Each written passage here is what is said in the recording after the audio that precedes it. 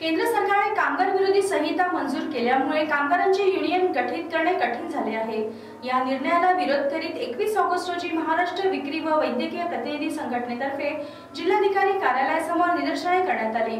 यावेळी नवीन श्रमसंहिता रद्द करावी, विक्री संवर्धन कर्मचारी कायदा 1976 प्रस्थापित करून त्याची अंमलबजावणी करावी, विक्री संवर्धन कर्मचाऱ्यांसाठी विक्री संवर्धन कर्मचारी कायदा अंतर्गत सर्वसाधारण कामकाजाचे संविधानिक नियम तयार करावे, सर्वांना किमान वेतन 30,000 व पेन्शन 10,000 रुपये लागू करावे, सेल्स टार्गेटच्या नावाखाली होणारे वैद्यकीय प्रतिनिधींचे शोषण बंद करावे आदी मागण्यांचे निवेदन यावेळी एका शिष्टमंडळाद्वारे जिल्हाधिकारी यांना देण्यात आले। यावेळी संघटनेचे सहसचिव दीपक साहू, तन्वीर शेख, वानखेडे जयंत करंडे, हेमंत बालपांडे आदी उपस्थित होते। दरम्यान या संदर्भात संघटनेच्या पदाधिकाऱ्यांनी दिलेली ही प्रतिक्रिया। आज विशिष्ट काही मागण्यांसाठी आज या कलेक्टर ऑफिस समोर धरणे आंदोलन करत आहे।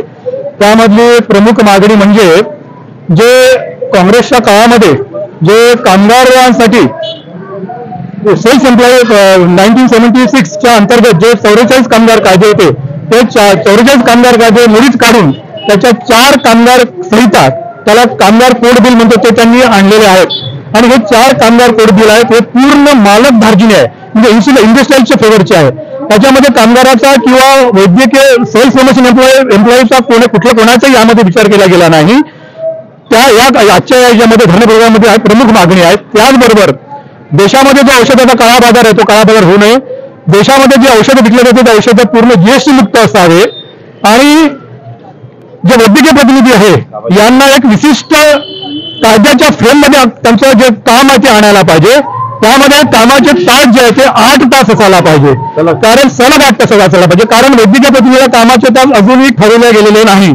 काही लोक 12 तास काम करतात, काही लोक 14 तास काम करतात, हे खूप मोठ्या प्रमाणात मोठं शोषण आहे। तेव्हा ही एक ह्या सर्व मागण्याला धरून आज कलेक्टर ऑफिस समोर आम्ही धरणा प्रोग्राम आयोजित केलेला होता। हे धरणा प्रोग्राम संपूर्ण महाराष्ट्र राज्यामध्ये आज सर्व जिल्ह्यांमध्ये जवळजवळ 34 युनिटमध्ये आज कार्यक्रम चालू आहे।